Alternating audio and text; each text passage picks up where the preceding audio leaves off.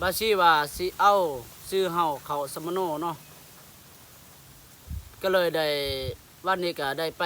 ห้องการตำรวจแล้วก็ได้ถามเขาเจ้าเนาะได้ถามเจ้าหน้าที่ว่า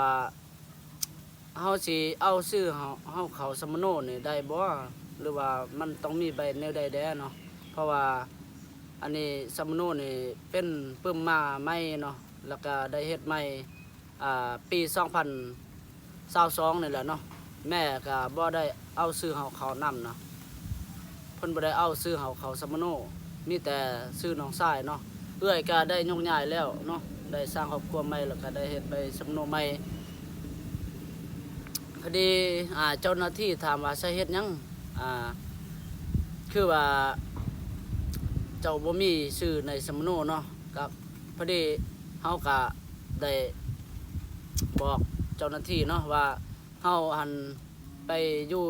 พลเมืองเขาเนาะแล้วก็บ่ทันได้เขียนใบยกย้ายนะจากบ้านจากเมืองพี่น้องเนาะแต่เป็นหยังแม่เพิ่นก็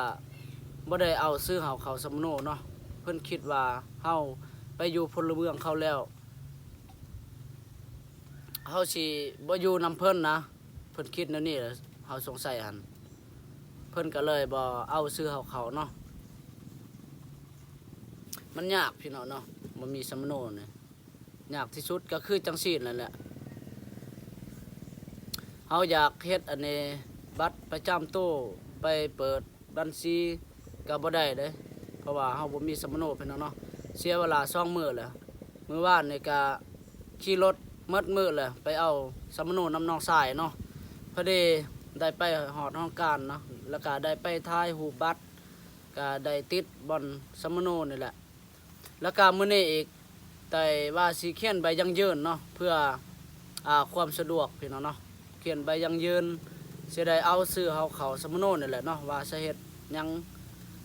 จังบ่มีซื้อในสมโนนะก็ถ้าหมดมื้อละมื้อนี้นี่คือสิหมดมื้อแน่นอนแหละพี่น้อง